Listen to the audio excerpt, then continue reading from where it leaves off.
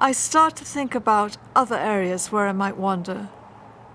The November daylight will soon be diminishing, so I press on to search for Blackfriars Road, where I hope to visit the Time and Tide Museum, an institution dedicated to portraying the long, complex maritime history of Great Yarmouth. I am searching for an industrial Victorian brick building where, from the 1880s until 1989, locally caught herrings were cured and prepared for export throughout the globe. In my London boarding school childhood, I periodically, and I hasten to add, reluctantly, tackled a Yarmouth kipper for many a breakfast. Still half asleep, I had trouble picking through its multiplicity of fine bones that often get caught in my throat. Hoping not to attract the disciplinary gaze of my teacher, I frequently pushed much of the kipper aside. Dutch, Scottish, and English fishing vessels once crowded into Yarmouth's safe harbour that would have been surrounded, as Dickens describes the scene, by gasworks, rope walks, boat builders' yards, shipwrights' yards, shipbreakers' yards, caulkers' yards, riggers' lofts, smiths' forges, and a great litter of such places.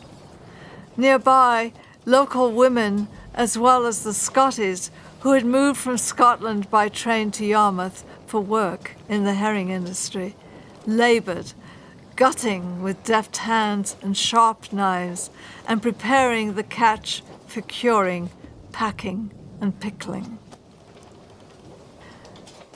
When the hundreds of fishing boats, with their sails set out for sea at night with lanterns attached to prevent collisions, one might have heard the boys of nearby Galston singing, "Herrings galore, pray master, gay master, luff the little herring boat to shore. Pray God send you 8 or 9 last, fair gains all, good weather, all herrings, no dogs." According to the historian John Grieve Knoll, this ditty would have been kept up until the greetings of their noisy escort had been acknowledged by the crew, who threw them biscuits. In the late 20th century, however, this prosperous trade precipitously came to an end. 2 world wars and overfishing destroyed it. But, rescued from neglect and vandalism, the original smokehouse still stands. In the corners of the restored smokehouse, pungent traces of smoke and fish oil linger to haunt the museum visitor, a residual odor that the recent architects refused to expel from the building. While searching for the museum and attempting to follow the map the landlord had given me, I become entangled within and baffled by side streets leading me farther and farther away from the seafront. Unexpectedly, I find myself stepping into a completely different world. As opposed to the forsaken, deserted Golden Mile, this area is alive. There is vitality here. Rough and ready storefronts are open and flourishing. Lugging shopping bags and pushing prams, people pass me by. Others enter doors of tall, run-down 19th century boarding houses. Some pause and chat with one another. Children scatter like blown leaves down the pavement. There is nothing aimless here. Everyone has somewhere to go. But I am hopelessly lost. I stop a passerby to ask the way. A kindly elderly man listens carefully to my request. Smiling, he takes my arm and tells me he doesn't speak English.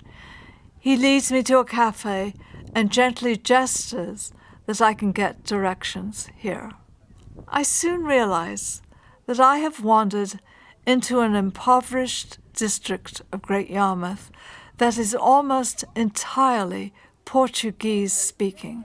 Everyone around me has come from some place else. Later, I learned that Portuguese is the second most spoken language in Great Yarmouth. In the 1760s, Jews from Portugal had fled here to escape persecution. Indeed, nearby is an old Jewish cemetery. But now, the influx of Portuguese migrants has come to this town from not only Portugal, but also its colonies, past and present. From places like Cape Verde, Angola, Mozambique, Equatorial Guinea, Brazil, and East Timor. The population is presently as much African Portuguese as Portuguese. These people have left difficult economic conditions elsewhere in search of better opportunities in England. Sometimes, with the help of recruiting agencies, they have found work in agriculture and the food processing businesses, sugar beets, potatoes, and peas. Most recently, since 1986, through what was once the EU's Freedom of Movement Act, a majority of immigrants have arrived not only to harvest crops, but also to work hard hours in turkey processing factories. Sometimes discriminated against, accused of taking away jobs, housing, and scarce resources, as well as periodically becoming victims of anti-immigration sentiments, particularly during the period of Brexit. Many have been forced to live in the most run-down sections of Great Yarmouth, but over the years they have brought this area back to life. The entrepreneurial among them have taken down the plywood boards that smothered destitute shops and have opened Portuguese bars, cafes, restaurants, hair salons, bakeries, mini-markets, funeral parlors, and cultural centers to create a thriving, regenerated community. They have breathed life into what was run down and neglected. I entered the cafe to ask directions. A glowing and audible warmth of people congregating on a midday Saturday surrounds and reassures me. Blue enamel tables full of friends, families, and children drinking rich, milky coffee, eating pastel de nata, custard tarts, bifana, pork sandwiches, and roasted sardines crowd the cafe's interior. A mounted TV blasts out soap operas from Portugal. Gesturing, laughing, confiding, even disputing, the neighbors gather to compose what to the naive eye seems to be a portrait of belonging and security, momentarily released from being an outsider, and the experience of watching some Yarmouth residents cross to the other side of the street when one appears, or fretting about, why did I choose to come to this part of the world? The customers appear to be home, though what do I know?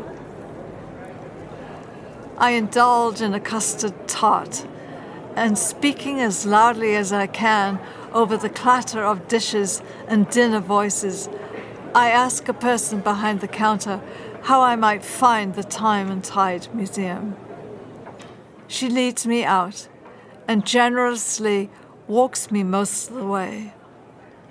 Still hungry, I have a late lunch at the museum's cafe, and then wander through its rooms that take the observer through time, starting with the Ice Age, and introduce one to the variety of cultures now residing in the city.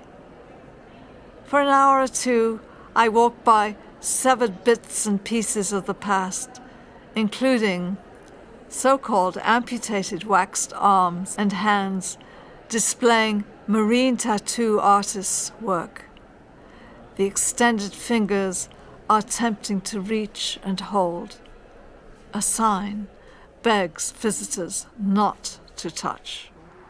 Pleased with my visit, I re-enter the streets, and this time, not caring if I get lost, wander in the direction of my hotel. Soon I find myself within the grounds of the great Yarmouth Minster.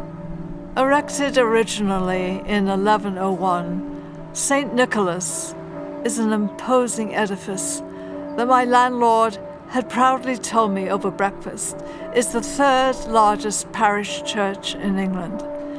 Its towers are just 2 feet below that of the cathedral.